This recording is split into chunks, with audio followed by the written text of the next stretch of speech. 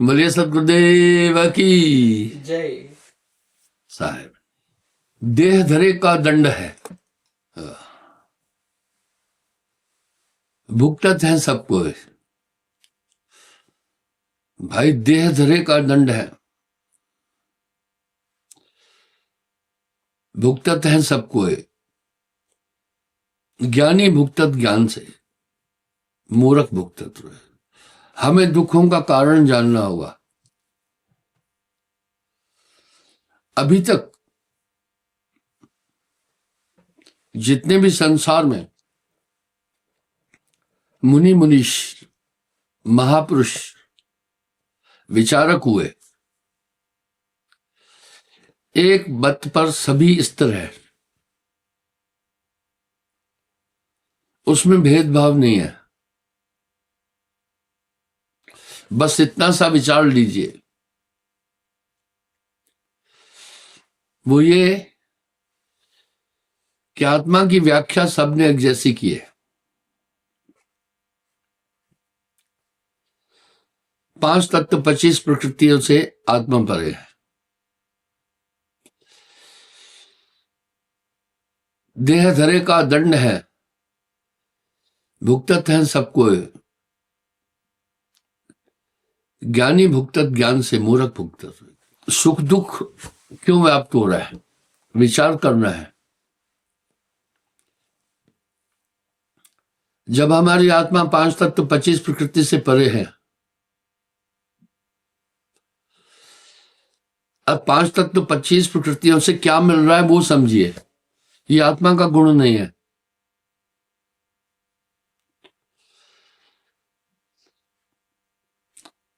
पांच 25 3 में का पिंजड़ा। वाह। साहेब का हर एक भजन तुकबंदी नहीं है, प्रेरणात्मक है। हे हंसा तू अमर लोक का, पड़ा काल बस आई।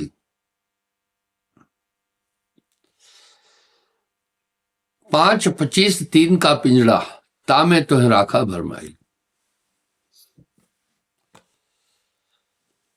जितने भी लोग इस संसार में जी रहे हैं, देहधारी है,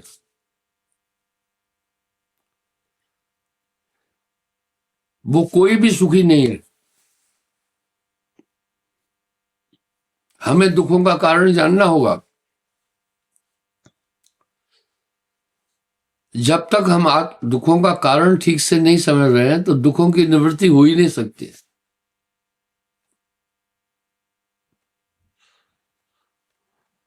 अब यहां साहब एक चेतावनी दे रहे हैं, देह धरे का दंड है। शरीर धारण करना ही एक सजा है। देह धरे का दंड है, भुगतत है सबको।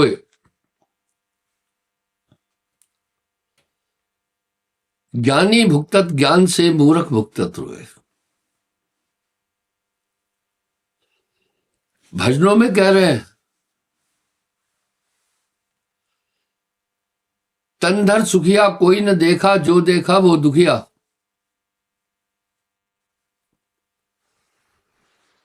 वाटे वाट हर कोई दुखिया, क्या तपसी क्या वैरागी।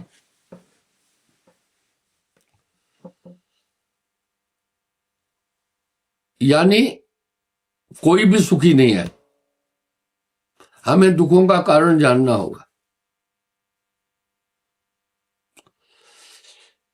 ये एक बहुत बड़ी बात साहब बोल रहे हैं। देह धरे का दंड है, शरीर धारण करना एक दंड है। भुगतत है सबको। ज्ञानी भुगतत ज्ञान से, मूर्ख भुगतत रोए। जो भी शरीर में है वो एक जेल में है।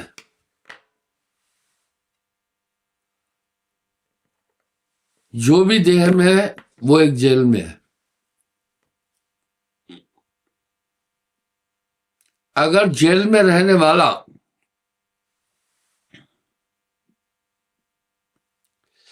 सोच रहा है मैं मजे में हूं तो वो मूर्खता है।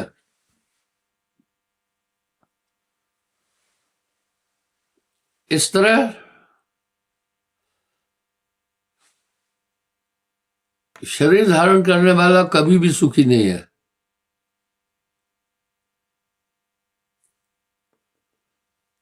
साहब बड़ा साफ कह रहे हैं, देह धरे का दंड है, भुगतत है सबको।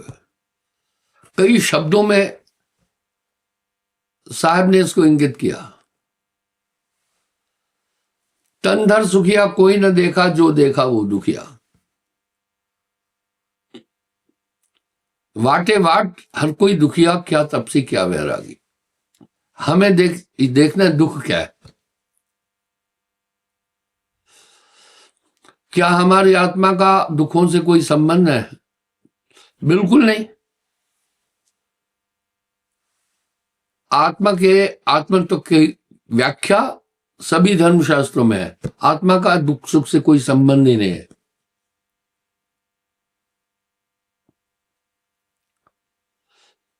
आखिर देह धरे का दंड है, सबसे बड़ा दुख है शरीर धारण। कुछ लोग क्या करते हैं, समस्याओं को देख करके आत्महत्या कर लेते हैं, सोचते हैं दुख खत्म हो जाएंगे। नहीं नहीं, फिर वो उसी में 1000 साल घूमता रहता है। आत्महत्या कायरता है।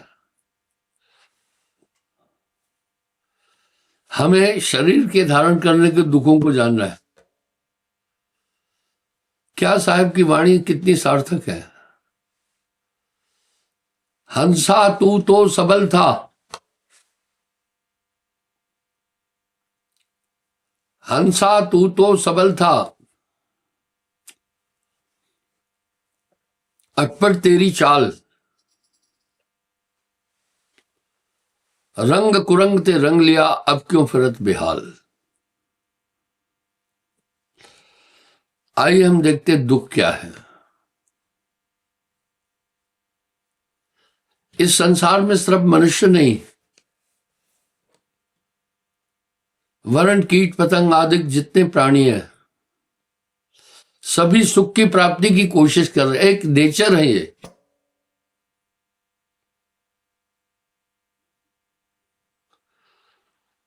और भागीरथी प्रयास करने के बाद भी दुनिया में सुख नहीं मिलता। आप हर एक आदमी के मुंह से एक बात सुनेंगे कि भैया जीवन में बड़ी समस्याएं देखी। हर एक अपनी गाथा बताता है। हमें दुखों को ठीक से नजदीक से समझना है। देह धरे का दंड है, बस शरीर को धारण करना ही दुख है। क्या दुख है? ये शरीर 5 तत्व का बना, इसकी 25 प्रकृति है। 5 तत्व का बना, 5 तत्व का पूतरा मानुष इसका नाम। इसमें 5 तत्व है, पृथ्वी, जल, अग्नि, वायु, आकाश। किसी भी धर्मशास्त्र में आप विचार करना, इस जगत को स्थिर कभी कोई भी नहीं बोला है। कोई भी नहीं बोला है। सबने इस संसार को नाशवान बोला, पहली बात। किसी ने भी यह भी नहीं बोला है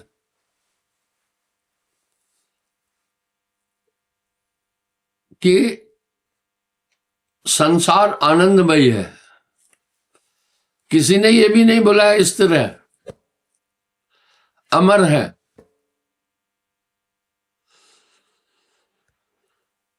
ये बात कोई भी बोला नहीं है।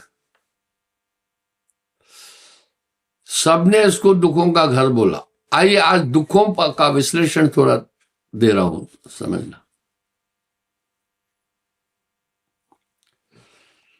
काचे कुंभ न पानी ठहरे।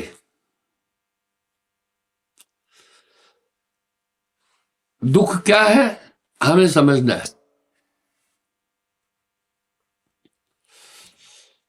ये तन पंच भौतिक तत्वों से बना, दुख कहां से पैदा होते हैं आप समझिएगा।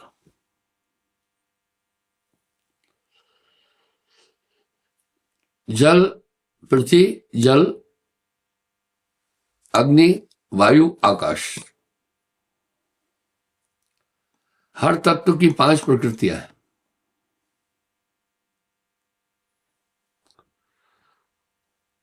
पृथ्वी की प्रकृति है 5, हाड़, मांस, त्वचा, रोम, नाखून, सबको है।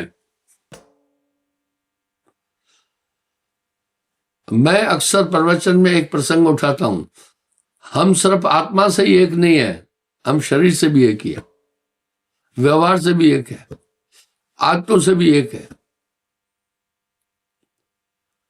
उदाहरण के लिए भूख सबको लग रही है, देखिए हम सब संभव है, नींद सबको आ रही है,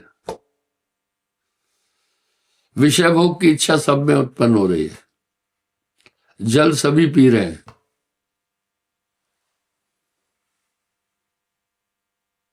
आहार सभी ग्रहण कर रहे हैं, हमारी वृत्तियां सबकी एक जैसी। ये 25 प्रकृति के कारण से सबकी एक जैसी आदतें हैं। सब खा रहे हैं, सब सो रहे हैं, सब जाग रहे हैं,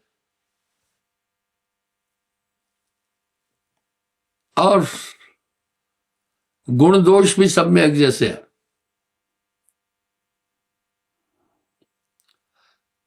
यहां साहब एक बात कह रहे हैं, कोई सफा न देखा दिल का। सब में काम है, सब में क्रोध है, सब में लोभ है, सब में मोह है, सब में अहंकार है, ये सब में है।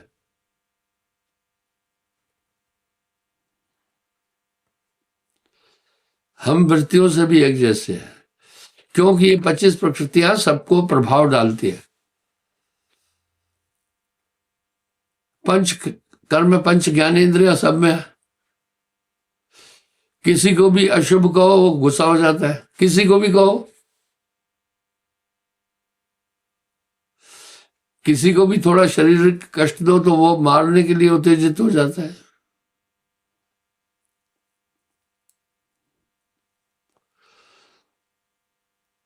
सिर्फ हम आत्म रूप से एक नहीं है, व्यवहार रूप से भी एक है। अब दुख क्या है वो समझना।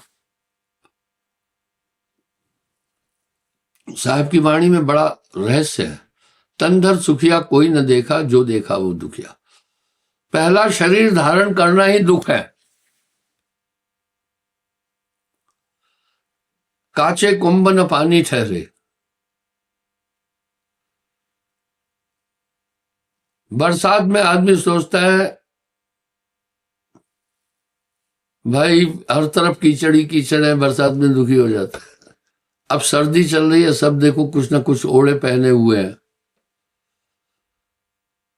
कहता है ये ठंड कब जाए। गर्मी में बहुत परेशान होकर पसीना पोंछता रहता है, बोला मारे कहां से आ गई गर्मी। काचे कुंभ न पानी ठहरे। फिर कुछ लोग इनसे बचने के लिए 5 तत्व मन और माया सब ये एक दंड है। संसार में आत्मा ने जब से इनको धारण किया है तब से आत्मा कभी भी सुखी नहीं रह सकती। साहब का एक ही शब्द विराम है। देह धरे का दंड है, भुगतत है सबको, ज्ञानी भुगतत ज्ञान से, मूर्ख भुगतत रोए।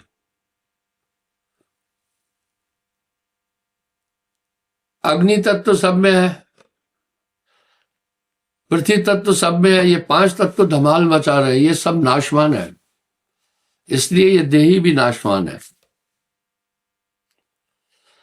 महाप्रलय का वृतांत आता है। जल पृथ्वी को अपने में गुल्लित कर देता है, पृथ्वी खत्म, जल ही जल हो जाता है। जल को अग्नि शोषित कर देती है। आप घर में देखना, जल वाष्पीकृत हो जाता है तो वायु में परिवर्तित हो जाता है। और अग्नि तत्व को वायु खत्म कर देती है। आप दिया जला फूंक मारो बुझ जाता है। वायु को आकाश विलोम करता है, बचता है शून्य। ये सभी तत्व खत्म हो जाते हैं। पहला दुख ये अस्थिर काया, इसमें रोग बहुत है। कोई माई का बच्चा ऐसा नहीं है जो कहे मैं कभी बीमार नहीं हुआ। एक बीमारी छोड़ती है, दूसरी पकड़ती है।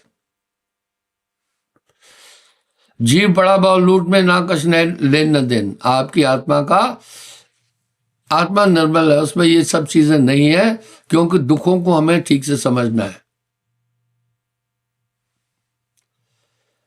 थोड़ी गर्मी लगी, बीमार हो जाओगे।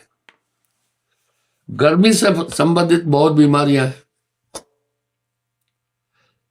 सर्दी से संबंधित बड़ी बीमारियां हैं। वर्षा से संबंधित बहुत बीमारियां हैं। ये ऋतुएं भी है। ये संसार काल का देश है, ये कैद खाना है। इसलिए साहब ने सहज वाणी में कह दिया, तन धर सुखिया कोई न देखा, जो देखा वो दुखिया। वाटे वाट हर कोई दुखिया, क्या तप से क्या वैरागी। दुखी दुख है। वायु संबंधी कई बीमारियां हैं। गैस ट्रबल हो जाए तो आदमी परेशान हो जाता है। शरीर का थोड़ा ताप बढ़ जाए तो, थोड़ी डिग्री बढ़ जाए तो बहुत वो है, काचे कुंभ न पानी ठहरे। शरीर में जल की मात्रा थोड़ी कम हो जाए तो आपको कई बीमारियां पकड़ लेंगी। तापमान बढ़ जाए थोड़ा शरीर का तो कई बीमारियां। अस्थिर शरीर है। काचे कुंभ न पानी ठहरे। कितना भी शरीर को पोषित करो, आखिर ये कष्ट ही देगा।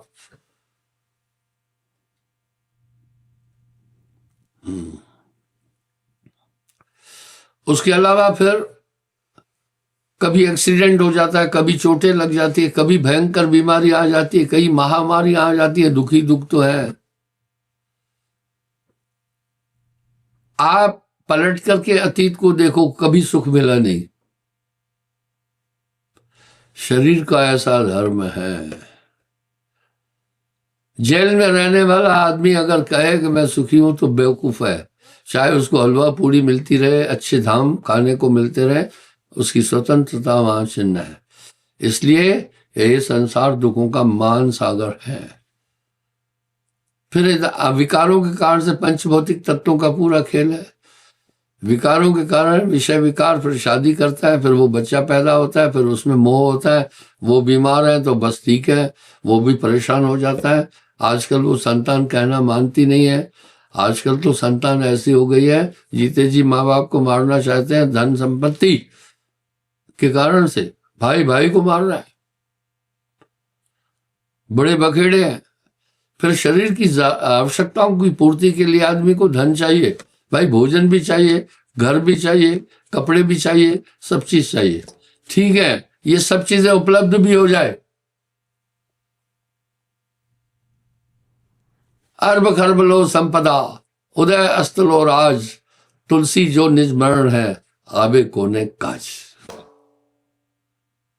कोड़ी कोड़ी जोड़कर कीने लक्ष्य करोड़, वाह कोड़ी संग न जाती है, केता दाम बटोर। आदमी बेमतलब लूट में फंसा हुआ है। जीव पड़ा भाव लूट में, ना कुछ लेन न देन। ये सब बीमारियां हैं। जैसे किसी गंदे वस्त्र को आपने पहना, उसमें विविध प्रकार के कीटाणु हैं, वो आपके शरीर को नुकसान करते हैं। इस तरह ये काया माया झूठ है, एक स्वप्न है। इसी में आदमी गोते खा रहा है। पूरा अध्यात्म कहूंगा तो मैं पागल सा लगूंगा, ठीक है। फिर इसमें अवस्थाएं आती है। क्या बचपन आनंद में है? कभी भी नहीं है। बच्चे वो मूर्ख मूर्ख हरकतें करते हैं, क्या पूछो ही नहीं। बस यहां मृग मरीचिका की तरह सुख आगे दिखेगा, है ही नहीं सुख। ऐसे ही नहीं कह दिया साहब ने, तन दर सुखिया कोई न देखा, जो देखा सो दुखिया। वाटे वाट हर कोई दुखिया, क्या तपसी क्या वैरागी। फिर शादी कर लेता है आदमी सुख की तलाश में। सुख की तलाश में जो जो काम कर रहा है सब अधिक पीड़ा देने वाले हैं। पढ़ा लिखा मेहनत करता है, एजुकेशन और लाइट के बीच रात दिन स्टडी करता है, सुख की तलाश, सुख आगे आगे भग रहा है। मरुस्थल में जैसे मृग मरीचिका के कारण आगे समुद्र दिखता है, तालाब दिखता है, मृगा बेचारे जलाशय मानकर दौड़ के जाते हैं। जितना जितना दौड़ते हैं प्यास बढ़ती जाती है और वो आगे बढ़ती जाती है मृग मरीचिका। आखिर में दौड़ दौड़ कर वो प्राण ही गवा देता है।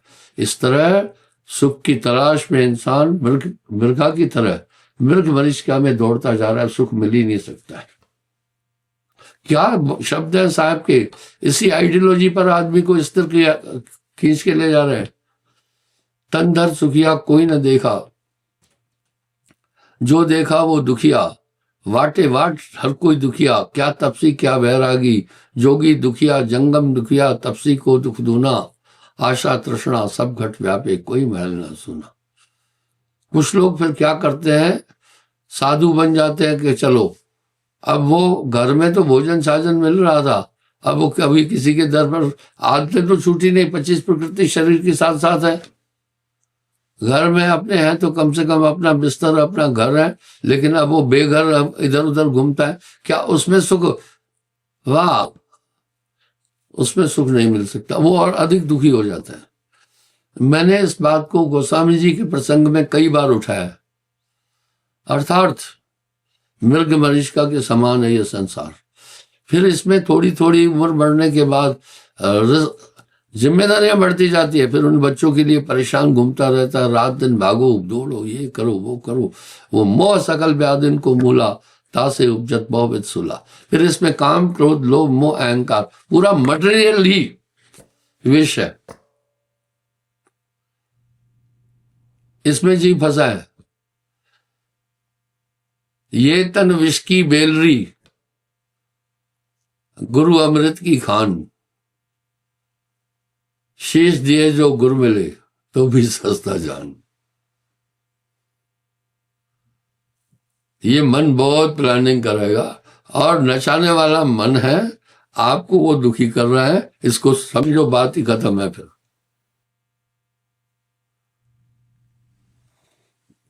फिर वो अपनी आवश्यकताओं की पूर्ति के लिए लग जाता है। मैं एक बात सोचता हूं, साहब ने एक बहुत शब्द कहा,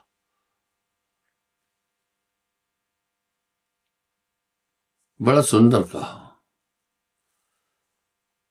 कोड़ी कोड़ी जोड़कर कीने लक्ष करोड़, कोड़ी संग न जाता है केता दाम बटोर। फिर इसके अंदर बहुत गंदी चीजें रह रही है, काम क्रोध लोभ मोह अहंकार, ये सब बड़ी बेकार चीजें हैं। ये संसार आना जाना और हाथ कछु नहीं आएगा। बेचारा नक्षत्र सिंह बड़ी मेहनत किया, नक्षत्र सिंह कोड़ी भी साथ नहीं ले गया। आपके साथ कुछ चलने वाला नहीं। यहां साहब ने जीवन पद्धति पर बड़ा सुंदर शब्द कह दिया, साईं इतना दीजिए जामे कुटुंब सवाय, मैं भी भूखा ना रहूं, अंत संत न भूखा जा। रूए जमीन को जीतने वाला बादशाह सिकंदर, जब मौत हो रही थी तो उस समय उसे ज्ञान हो रहा था। उसने एक वसीयत की कि मेरे मरने के बाद मेरे दोनों हाथ अर्थी के बाहर रखना,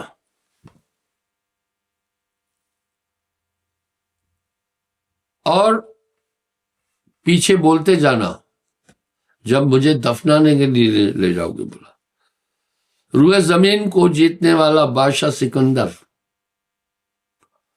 आज दुनिया से जा रहा है। देखो कुछ भी इसके साथ नहीं है, कोई इस संसार में किसी का नहीं है। अब यहां साहब क्या कर रहे हैं, जिनके हित पर लोग बिगाड़ा, अंत काल वो नाय सहाय। जीवन पद्धति हमारे देश की थोड़ी बिगड़ गई है। आदमी सिर्फ अपने बच्चों को थोड़ी पालता है। फिर मोह सकल व्याध इनको मूला, ये काम क्रोध लोभ मोह भाई बहुत बड़े दुश्मन अंदर बैठे हैं।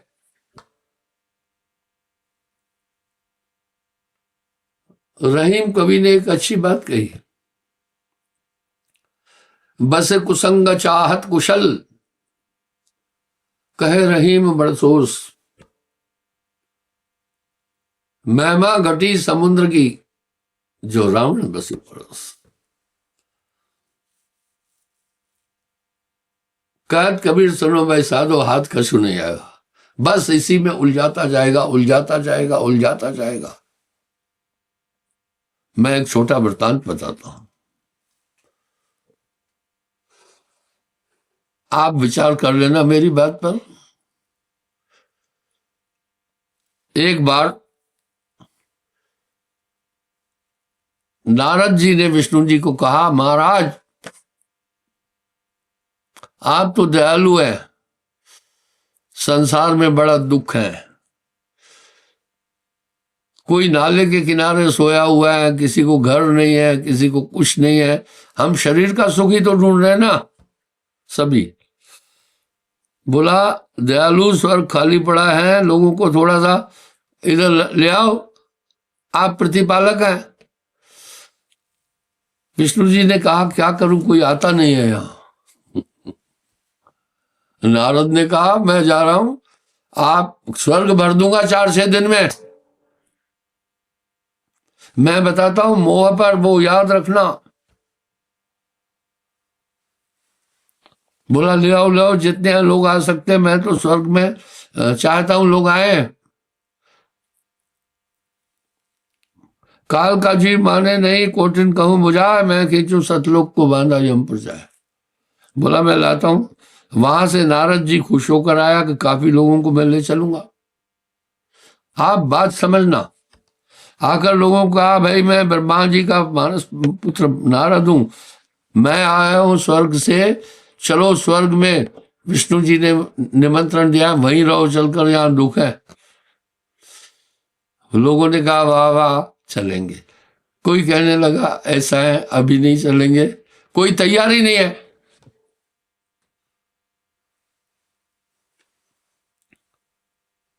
मैं आपको एक छोटा उदाहरण दूंगा, फिर इस पॉइंट पर आऊंगा। एक दिन मेरे जनरल सेक्रेटरी आईएएस ऑफिसर है,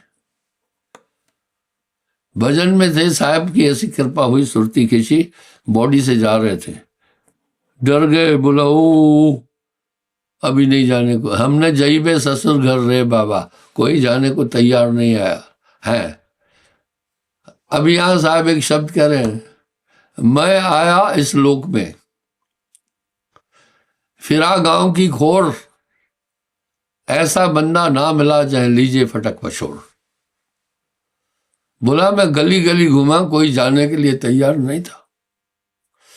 तो नारद ने सोचा यार बेइज्जती हो जाएगी, मैं विष्णु जी को बोल के आया हूं बहुत से लोगों को लाना है, एक भी नहीं चल रहा है।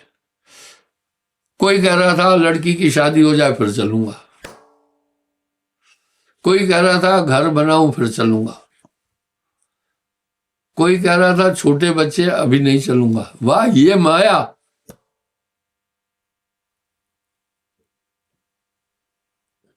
अजीब, मैं वापस उस पॉइंट पर आऊंगा, कोई तैयार नहीं था।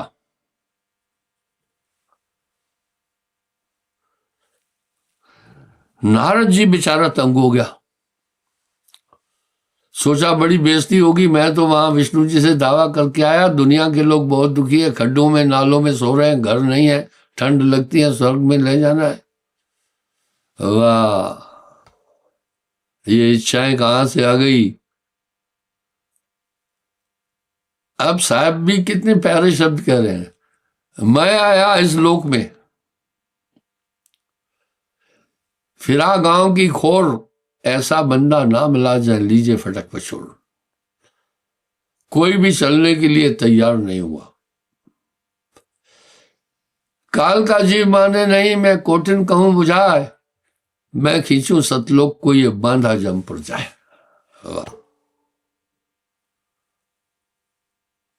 यह बांधा जम पर जाए। नारद हताश हो गया, कोई भी उस समय रेडी नहीं था। सब बोल रहे चलना तो है, लेकिन अभी रुको, ये काम बाकी है, ये काम बाकी है, ये काम बाकी है। जिस दिन तुम्हारी इच्छाएं खत्म हो जाएगी, समझना तुम अमर हो जाओगे। जिस दिन तुम्हारी इच्छाएं समाप्त हुई, उस दिन समझना तुम आत्मा में हो। महात्मा बुद्ध का ये वाक्य है। साहब कह रहे चाह मिटी चिंता मिटी, मनवा बेपरवाह, वही शान शाह है जाको नाही चाह। आखिर में घूमते घूमते नारद एक जगह पहुंचा। एक घर में भयंकर घमासान मचा था, महाभारत, लड़ाई झगड़ा गाली गलौज। उसने देखा एक बुड्ढे को सभी घेर रहे थे। खाली हाथ जाऊंगा ठीक नहीं है। आया, नारद ने देखा बहुएं भी गालियां बक रही थी, लड़के भी उसको अपमानित कर रहे थे, क्योंकि बुढ़ापे में बुद्धि काम नहीं करती है। बुद्धि शरीर का एक अंग है। जैसे टांगे काम नहीं कर रही, हाथ पांव काम नहीं कर रहे, इस तरह आंखें भी कमजोर हो जाती है, कमर झुक जाती है, तो भैया फिर दिमाग पर भी तो असर पड़ेगा। बोला बाबा आप बहुत परेशान हैं, मैं हूं ब्रह्मा का पुत्र नारद, स्वर्ग चलो। बोला हाँ। पहले वाले ने तो कहा घर बिगाड़ू, बच्चे लड़कों में तू मैं होती रहती है, बड़ा आया उधर ले चलने वाले का। तो दूसरी जगह भी ऐसा ही कुछ था, वहां वो बूढ़ा तैयार हो गया। बोला भाई चलूंगा ना, लेकिन एक बात सुनो, सबसे छोटा लड़का है, उसका ब्याह होने वाला है, ब्याह हो जाए फिर चलेंगे। नारद ने कहा चलो यार कोई बात नहीं, थोड़ा इंतजार करता हूं। ब्याह भी हो गया। बोला भाई चलेंगे। चलो आपके बेटे का ब्याह हो गया, चलो सर। बोला अभी एक इच्छा है मेरी, पोतरू का मुंह देखना है।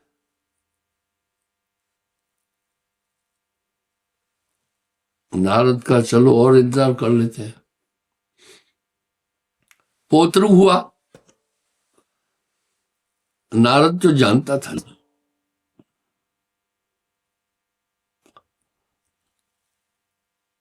भाई पोतरू हो गया बुढ़े, अब चलो। बोला आजकल ये माइयां लड़कियां ध्यान नहीं देती है, ये छोटा है, गोद में बिठाता हूं, इसका ध्यान रख रहा हूं, थोड़ा सा ये चलने फिरने लगे चलेंगे। साहब ने ऐसा ही थोड़ी कहा, चाह मिटी चिंता मिटी, मनवा बेपरवाह, वही शान शाह है जाको नहीं शाह। नारद ने कहा चलो थोड़ा और रुक लेते हैं। जब वापस आया कुछ दिन बाद तो बूढ़ा मर गया था। नारद ने दिव्य दृष्टि से देखा अभी कहां है। ये कहानी बनाकर नहीं बोल रहा हूं, शास्त्रागत है। देखा बगल के घर के बाहर नाले में एक केड़ी कीड़े के रूप में जन्म लिया। नारद ने अपनी दिव्य दृष्टि से देखा और फिर नारद ने उसको भी थोड़ा दिव्य ज्ञान दिया। वही बुढ़ा, अरे बुढ़े तू पहले मालूम है इसी घर का है, अब तू नाली में कीड़ा बना, तू चला नहीं, अब तो चल। बोला चलूंगा, लेकिन कभी कभी मैं यहां से निकलकर घर बार परिवारों को देखता हूं, वो कीड़ा बनने के बाद भी जाने को नहीं तैयार था। चलो चलो सबको कहे, पहुंचे बिरला कोय, पहुंचे बिरला कोय, बीच में दुर्गम घाटी दोए। नारद बेचारा हताश होकर वापस गया। बोला प्रभु धन्य हो तुम्हारी बात। अब यहां हमारे साहब भी एक बात कह रहे हैं, मैं आया इस लोक में, फिरा गांव की खोर, ऐसा बंदा नाम ला जाए लीजिए फटक मशहूर। मैं ये कहना चाह रहा हूं, ये सब कार्य करते हुए इनमें नहीं लिप्त नहीं हो। कहत कबीर सुनो भाई साधो, रुई लपेटी आ गए, अंतोगत्वा कुछ नहीं मिलेगा। और इसके साथ साथ शरीर में बड़े बड़े मीच राक्षस बैठे हुए हैं। मैंने रहीम कवि का एक दोहा बोला था, बस कुसंग चाहत कुशल, कहे रहीम बड़सोस, महिमा घटी समुद्र की, जो रावण बसे परोस। इसमें काम भी बैठा है अंदर, क्रोध भी बैठा है, इसमें लोभ भी बैठा है, इसमें मोह भी बैठा है, इसमें अहंकार भी बैठा है। इनमें से कोई भी अच्छा नहीं है। काम क्रोध मद लोभ सभी मिल, या तन में करे ठकुराई, संतो घर में झगड़ा भारी। और पांचों सखियां प्यूं प्यूं करती है, इंद्रियां अपना अपना स्वाद चाहती है। चाहे नरक में जाना है कोई बात नहीं है, वो सब 5 सखी प्यूं प्यूं करते हैं। भोजन चाहत न्यारी न्यारी, संतों घर में झगड़ा भारी। बस ये रुई लपेटी आ गए, हासिल कुछ नहीं होने वाला है। जिनके हित पर लोग बिगाड़ा, अंतकाल वो नाय सहाई। अगर आपका बड़ा बुजुर्ग चला गया है शरीर छोड़कर, सपने में भी आता है, तो आप ओझा तंत्रों के पास जाते हैं, महाराज ये सपने में मिलता है। इसका मतलब वो तो आपको सपने में भी नहीं देखना चाहते। ये तो दुनिया की हकीकत है पूरी। हाथ झाड़ चला जस जुआरी, जुआ में हाथ हारने वाला हाथ झाड़ कर चलता है, पछताता है क्यों जुआ खेला। इस तरह दुनिया से जाने के बाद हर आदमी पछताता है, क्या किया मैंने। आप थोड़ा सा विचार करके देखें, यहां कुछ भी स्थिर नहीं है, इस संसार में कुछ भी नित्य नहीं है, अंत कुछ नहीं होगा। इसका लक्ष्य एक ही है, इसमें आत्मदेव फंसा है। इसका न माँ है, न बाप है, न भाई है, न बंधु है। मूल वो चीज है। आप तो हंसा, तू तो सबल था, आप तो आत्मा हो, सत्य यही है। बाकी ये पिंजरा नहीं तेरा, ये शरीर जैसे जेल में कोई सुविधा नहीं है, स्वतंत्रता बाध्य है वहां। इस तरह इस शरीर को धारण करके कितना भी कोशिश करना, सुख मिलेगा नहीं।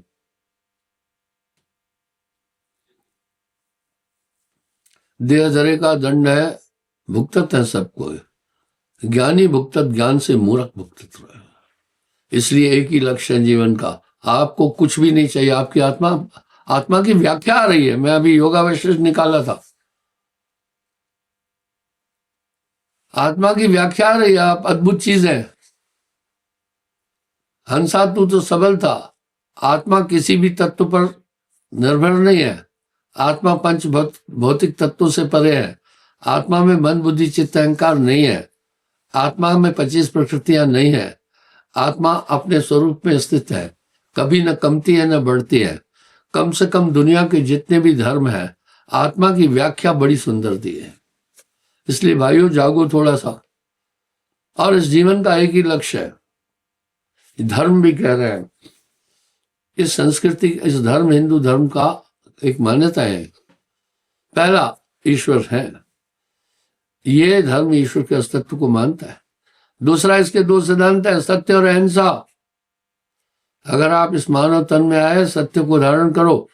सत्य के 8 अंग हैं और अहिंसा के भी 8 अंग है, उस पर चलना। और इसका एक ही लक्ष्य है, मोक्ष की प्राप्ति। तमाम धर्मशास्त्र यही बोल रहे हैं। आप कर क्या रहे हैं? जिस तरह का आप जीवन जी रहे हैं, ये भौतिक जीवन है, आध्यात्मिक नहीं है। इस समय वातावरण इतना गंदा हो गया, आदमी भक्त थे, वहां वो ये इतना तो जान जाते थे पाप क्या है पुण्य क्या है। वो छल नहीं कर रहे थे, कपट नहीं कर रहे थे, दगा नहीं कर रहे थे, 420 नहीं कर रहे थे। अभी देखो मोबाइल में सब अटके हुए हैं। छोटे छोटे बच्चे चश्मा लगाकर घूम रहे हैं। हमारे टाइम पर यह सब चीज नहीं थी, तो बच्चे अभी इसी में खेल रहे हैं। हाँ, वो इसी में खेल रहे हैं और हमारे जीवन की दिशा ही बदल गई। मनुष्य कोई भक्ति की तरफ जाना ही नहीं चाह रहा। यह है कलयुग। ये शैतानी ताकत इंसान को विविध चीजों में भटका रही है। आपने एक 100 बात की एक बात है, आप हैं आत्मा। इस आत्मा की 100 बात की एक बात, इस आत्मा की व्याख्या सभी धर्मों में है। अविनाशी है, अजर है, अमर है। और साहब भी कह रहे हैं हंसा तू तो सबल था। ये फंसी हुई है इसमें। कुछ तो जतन मुक्ति का कर ले, कभी थोड़ा थोड़ा साहब का भजन कर ले। इसलिए प्रयास करना है। इस संसार बहुर न जन्मा होई, फिर जन्म नहीं हो, जन्म मरण का दुख अति भारी। इसलिए इसका लक्ष्य ही मोक्ष की प्राप्ति है। ये बहुत सुदुर्लभ तन है। शास्त्रों में वर्णन है कि 4 खान, 84 लाख योनियां हैं 4 खान में। पहला है जलचर खान, 4 खान है। उखबज, स्थावर आदि ये खाने हैं। और ये खान जल में रहने वाले 9 लाख जीव हैं, जलचर योनि कहलाते हैं। वो 9 लाख योनियों में आदमी को 75 लाख साल लगते हैं। दूसरी है उखमज खान, जो जमीन के अंदर कीड़े रहते हैं, 27 लाख है। ये 27 लाख योनियां भी 75 लाख साल में पूरी होती है। वहां से आया आदमी। तीसरा है पिंडज खान, जो मां के पेट से शरीर लेकर आते हैं। कुत्ता है, घोड़ा है, गधा है, शेर है, हिरन है, कुछ है। ये 30 लाख पिंडज है, 75 साल उसमें लगते हैं। चौथा है अंडज खान, पक्षी आदि, 14 लक्ष पक्षी परवाना। सभी योनियों का सर्किल पूरा करके जब आता है मनुष्य, ये 3 करोड़ साल में पूरा होता है। ये पूरा सर्किल होता है 3 करोड़ साल में, तब मनुष्य तन मिला। ये ज्ञान का द्योतक है। और धर्मशास्त्र कह रहे हैं साधन धान मोक्ष कर द्वारा, जे न पाए परलोक सवारा। ये सिर्फ इसलिए मिला है कि पुनर्जन्म न विद्यते। पहले ऋषि मुनि बाकी जो थे वो सब आदमी को चेतन करते थे। आज कोई जा ही नहीं रहा है। बच्चे मोबाइल में खेल रहे हैं, बड़े मोबाइल में खेल रहे हैं, सभी मोबाइल में खेल रहे हैं, सभी टीवी में उलझे हुए। पूरा कल्चर खत्म हो गया।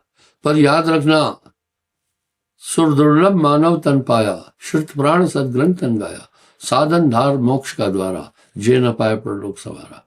मोक्ष का अधिकारी केवल मनुष्य है। ये हीरा जन्म भजन बिन गवाया।